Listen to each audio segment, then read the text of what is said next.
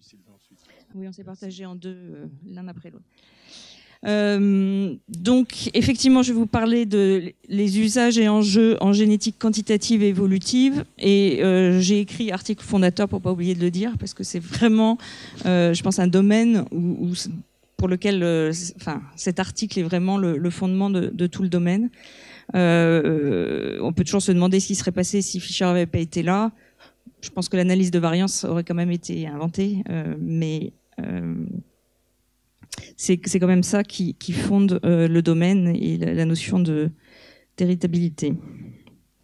Alors, je vais vous donner une perspective qui est un petit peu au-delà du titre, dans la mesure où je suis moi-même, je viens de la biologie cellulaire et du développement.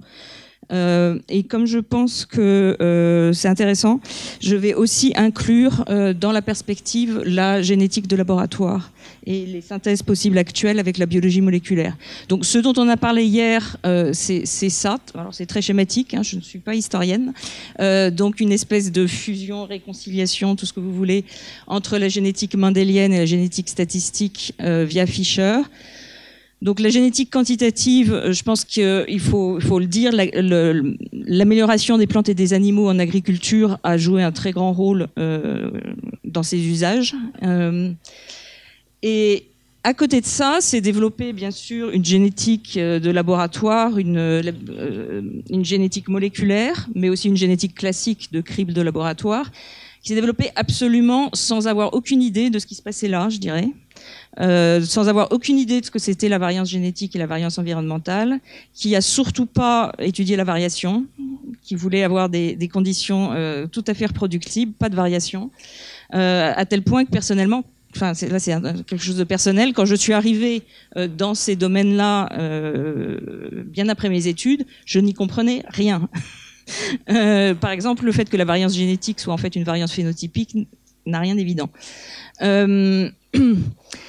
Mais en revanche, je pense qu'on est à un moment intéressant où alors bien sûr, il y a une autre grande révolution, c'est la biologie moléculaire, qui a eu des conséquences dans tous les domaines. Alors des choses très techniques comme les marqueurs moléculaires, que ça soit des protéines au départ ou les SNP après. Alors cette flèche de génétique des populations vers l'évolution moléculaire est peut-être un peu inexacte, mais il y a bien sûr l'évolution au niveau de l'ADN et du génome. Et maintenant, bien sûr, tout ce qui est moléculaire, on en y a accès grâce à tous ces marqueurs moléculaires, donc pour faire de la génétique, par exemple, de QTL ou d'association. Or, maintenant, il y a beaucoup plus, je pense, dans ces dernières années, de passage entre ces disciplines, bien que ça reste un gros problème de vocabulaire et de concepts qui sont pas du tout les mêmes dans ces disciplines. Alors avec Sylvain, on a décomposé notre intervention en deux parties, parce que quand on pense à Fisher, à l'article de Fisher dont nous parlons, il y a deux grands usages qui en ont été faits, qui sont pas indépendants, mais quand même, on peut parler de la décomposition de la variance, et on peut à ce moment-là parler de la variance génétique comme un facteur global, sans parler du tout de gènes. D'accord. Donc il y a toute une partie de la génétique quantitative qui ne s'occupe absolument pas des particules. C'est vraiment la variance génétique c'est comme une statistique des gaz. C'est pas du tout au niveau des particules. Et puis il y a le côté modèle infinitésimal, le fait que justement il y a beaucoup de particules, mais qu'on peut étudier les particules. Donc les locus sont en fait détectables. Donc c'est d'une certaine façon, je trouve ça un peu contradictoire, puisque si on est dans un modèle infinitésimal, on ne devrait pas être capable de détecter un locus. Mais on le fait quand même, donc c'est bien sûr tout ce qui a cartographie de QTL, de génétique d'association. Et là, on ne parlera plus de l'héritabilité comme un facteur global, mais comme l'héritabilité d'un locus, d'un SNP.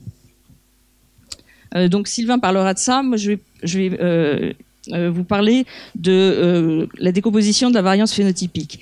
Alors hier, on a surtout parlé de ce que j'ai schématisé ici, c'est-à-dire du fait que Fisher s'est intéressé à la variance génétique en laissant le reste comme une erreur, donc qui n'est pas une erreur de mesure, mais qui est un résidu dans l'analyse de variance, et qui s'est surtout intéressé à la variance génétique additive, en mentionnant ça, la dominance surtout, et vaguement l'interaction, mais c'était ça qui l'intéressait. Donc on s'intéresse à la variance génétique additive et on définit l'héritabilité à partir de ça, donc en particulier l'héritabilité au sens strict, c'est VA sur VP. Mais ça, c'est ce qu'a fait Fischer dans son article, mais l'usage de l'analyse de variance en génétique quantitative a beaucoup changé, et en particulier, il y a beaucoup de gens qui s'intéressent à la variance environnementale, effectivement. Donc on peut décomposer cette variance de 1000 façons, mais on peut par exemple utiliser la variance génétique et puis s'intéresser aux résidus en fait.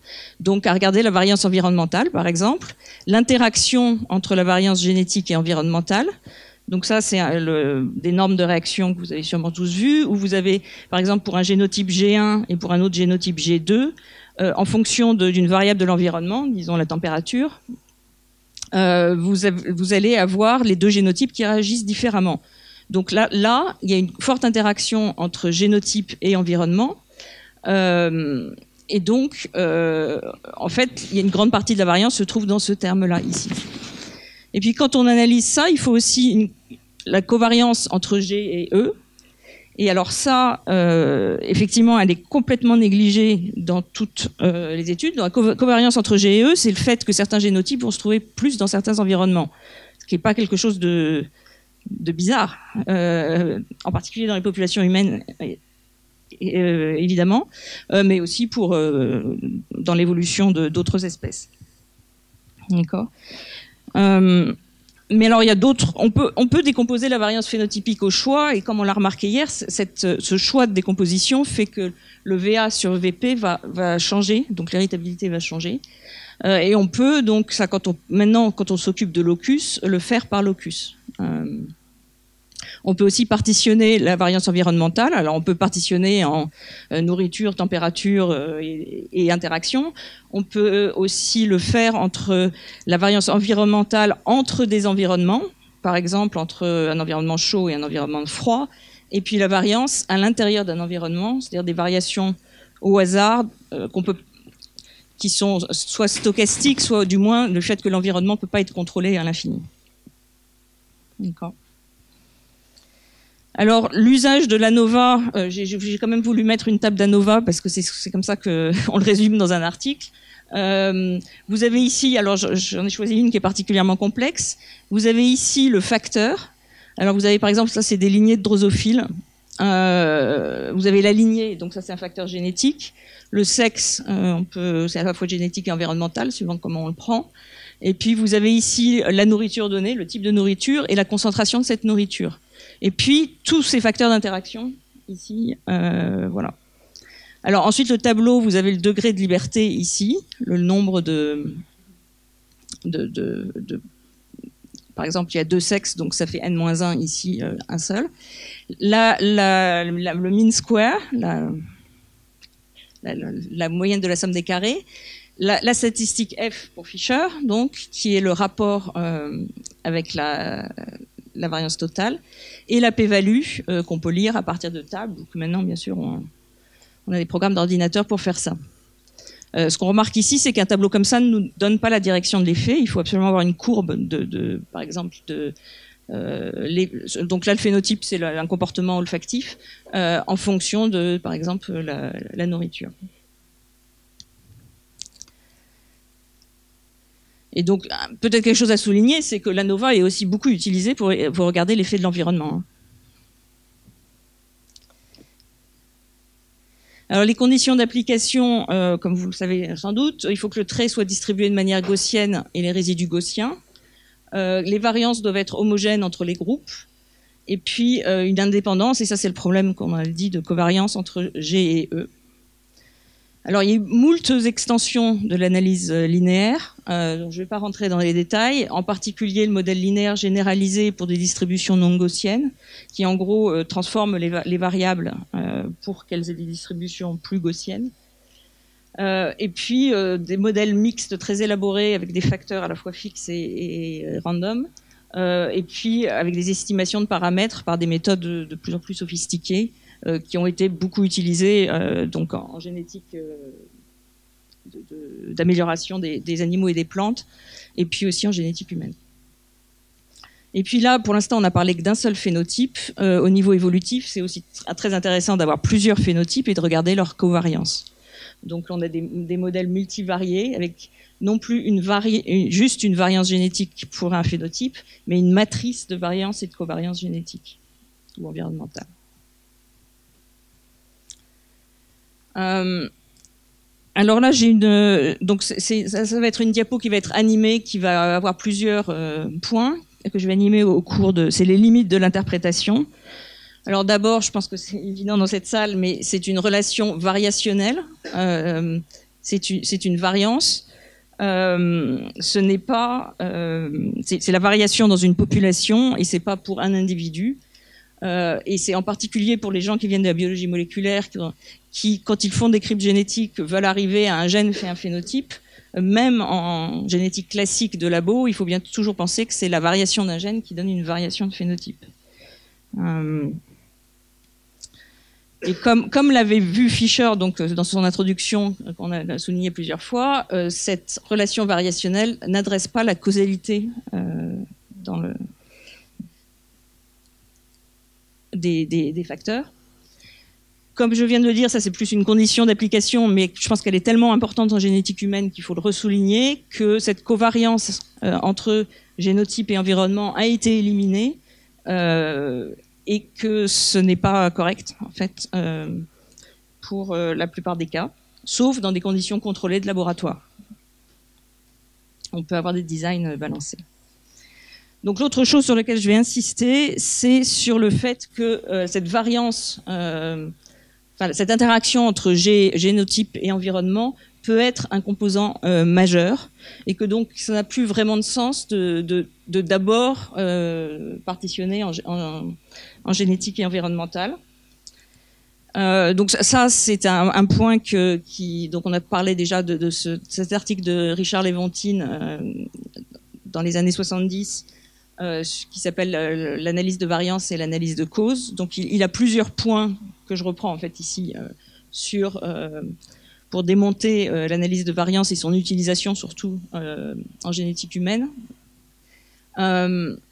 Et bon, ça j'ai mis quelques livres qui parlent vraiment de ça. Donc un livre de Lewontin, La Triple Hélice, d'Evelyn Fox-Keller ou de Suzanne Oyama, qui disent que génotype et environnement dans la construction du phénotype sont tellement inextricablement liés qu'on peut absolument pas parler d'une part relative dans la construction d'un individu.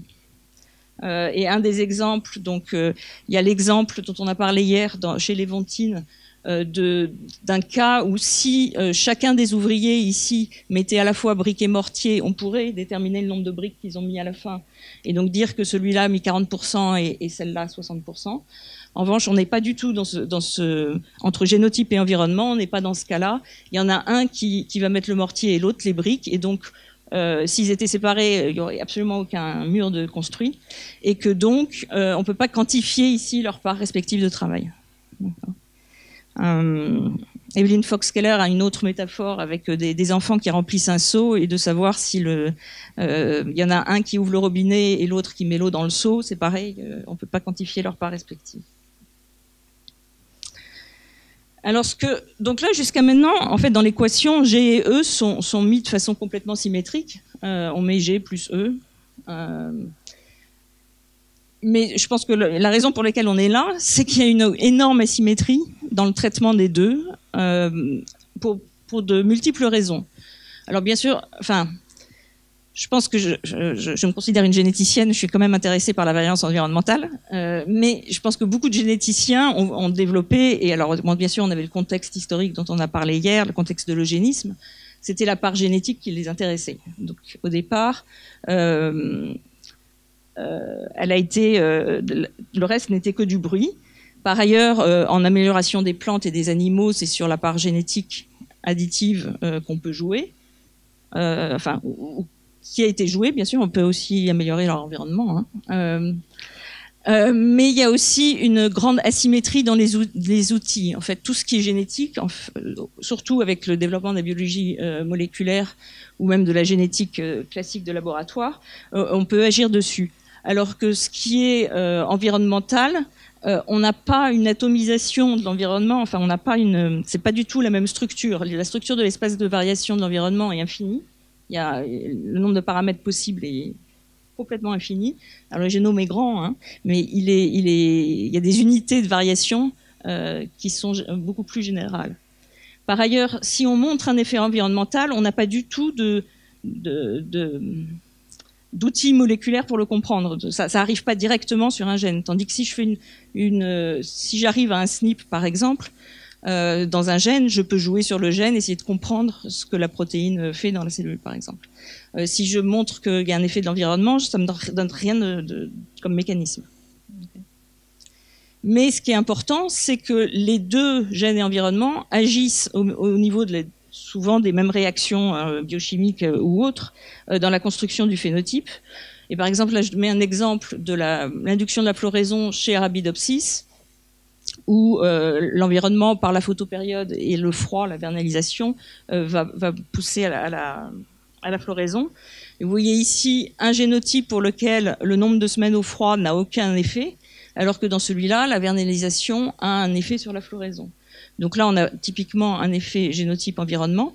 Et en fait, ici, c'est une souche sauvage, hein, mais qui est mutante dans ce gène, ici. Et on sait parfaitement, maintenant, au niveau moléculaire, où sont les interactions génotype-environnement dans le réseau biochimique. Donc, c'est pas du tout des choses séparées dans la construction du phénotype. L'autre, donc là je continue ma liste, une autre chose majeure, c'est que cette décomposition dépend de la fréquence des allèles dans la population.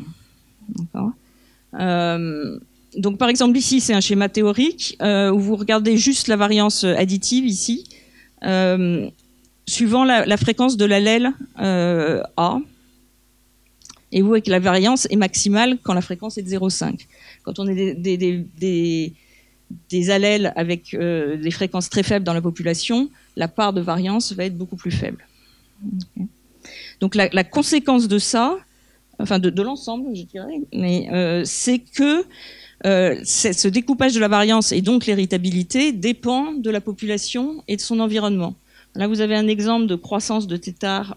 L'héritabilité mesurée dans deux populations distinctes de thétard à 3 différentes températures. Vous voyez que l'héritabilité varie de 0 à 1, en gros. Donc l'héritabilité n'est pas du tout une mesure, c'est une mesure locale d'une population dans un environnement et pas du tout une mesure générale. Voilà.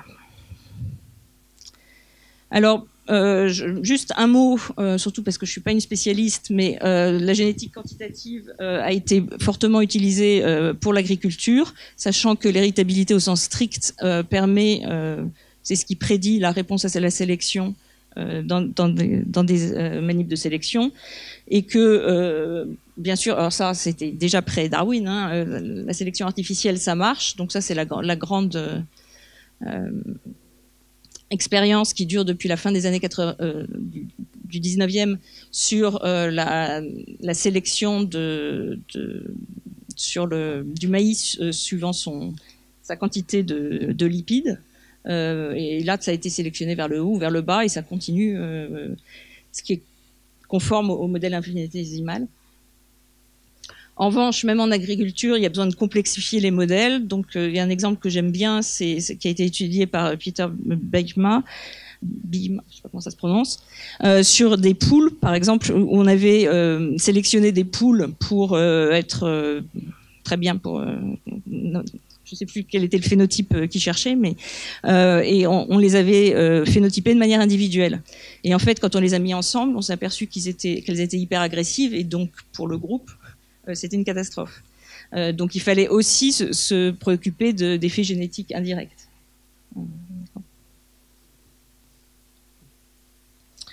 Alors, usage et enjeux pour la biologie moléculaire, je vous l'ai dit, aucun. Au départ, il n'y a aucune relation, parce qu'on réduit complètement aux gènes et il n'y a pas de notion de variation. Mais il y a des possibilités de synthèse à l'heure actuelle. Et en particulier, je vais vous montrer, je ne sais pas où j'en suis dans le temps. D'accord. Quelques exemples de tests de laboratoire enfin moi je vis dans un monde où les gens travaillent beaucoup sur des organismes modèles de laboratoire, où alors là on voit de l'épistasie et du G par E tout le temps. D'accord. Donc c'est juste, je vais vous montrer quelques exemples pour voilà. Alors ça c'est un exemple qui parle même pas de variance. Il s'agit de prendre un mutant de souris et de regarder dans différents fonds génétiques de souris l'effet du gène. Okay, très différent. G par G. Ensuite, là c'est des levures, et c'est quand on a commencé à varier l'environnement, c'est le nombre de chaos de levures qui avaient un phénotype. Donc là, c'est changer l'environnement, un effet fort sur la létalité de la levure quand on enlève un gène. Ça, c'est un type d'article qui, là, leur but est clairement d'embêter les généticiens humains. Enfin, je veux dire, de les faire réfléchir. Ils ont pris, et donc là, c'est tout basé sur l'analyse de variance dans cet article. Ils ont pris chez la levure des SNP qui étaient déjà déterminés comme des QTN, puis des fonds génétiques, des environnements, des réplications, et ils ont construit donc un design complètement contrôlé et balancé. Et ils ont regardé, donc le phénotype c'était la sporulation de la levure, et ils ont détecté jusqu'à des interactions à 4 facteurs entre 2 QTN, l'environnement et le fond génétique. Donc là, énormément d'épistasie et d'interactions G par E. Il y a aussi cet article, par exemple, du labo de Krugliak sur la levure, où il regarde donc ce qu'on utilise le plus, c'est l'héritabilité au sens strict VA sur VP, mais ils ont ici ploté dans un croisement de levure l'héritabilité donc au sens large, c'est-à-dire avec épistasie, dominance et tout ça, et vous voyez qu'il y a une part importante de différence entre les deux, qui donc montre qu'il y a de l'épistasie. Ici, ils sont en environnement contrôlé. C'est pas propre, donc j'en ai mis d'autres, en particulier quelque chose qui a été fait ici dans le laboratoire d'Enrique Teotonio. Tous les organismes modèles, on retrouve la même chose. Donc on vit un peu dans deux mondes différents par rapport à la génétique humaine. Et dernier point que je voudrais faire, c'est l'idée, et ça je pense que c'est aussi l'apport de la biologie cellulaire, du développement et tout ça, c'est dans la relation génotype-phénotype, d'essayer de voir des phénotypes internes, ou ce qu'on appelle souvent en génétique humaine des endophénotypes. Okay, c'est-à-dire des phénotypes qui sont intermédiaires entre génotype et environnement et le phénotype d'intérêt. Ça peut être n'importe quoi, par exemple l'expression des gènes ou d'autres choses, des paramètres physiologiques, une prise de sang. Et puis d'intégrer aussi des variables environnementales modélisées dans le même cadre, alors que souvent dans les départements je veux dire, le département de génétique est à côté de celui d'épidémiologie ou de nutrition. Et une personne qui travaille beaucoup dans ce genre de choses, c'est Greg Gibson, si vous voulez voir. Et ce qui est important, c'est que quand on va dans cette construction du phénotype, il y a partout en biologie des relations non linéaires. Donc ça, par exemple, c'est une saturation d'enzymes. J'ai ploté ici en bleu le phénotype en fonction, par exemple, de l'activité d'une protéine ou d'un gène. Ce que vous avez, c'est la variance en rouge, la variance stochastique, par exemple. Elle dépend énormément de là où vous êtes dans la courbe. D'accord ? Là, moi, ce sur quoi je travaille, c'est un exemple qui est comme ça, le développement de la vulve de C. elegans. Vous avez une courbe de variance complètement délirante, d'une certaine manière, mais tout à fait explicable. J'ai aucun problème à l'expliquer au niveau développemental. Et tout ça, ça a énormément de conséquences sur les domaines où il y a de l'épistasie, par exemple, des effets environnementaux. L'autre point, c'est qu'on peut avoir une additivité à un certain niveau de la relation génotype-phénotype, mais qu'au niveau suivant, par exemple, entre l'activité biochimique et la fitness, il n'y ait plus d'additivité. Voilà, je vais m'arrêter là. J'ai juste remis ces limites de l'interprétation. Voilà, je vais vous donner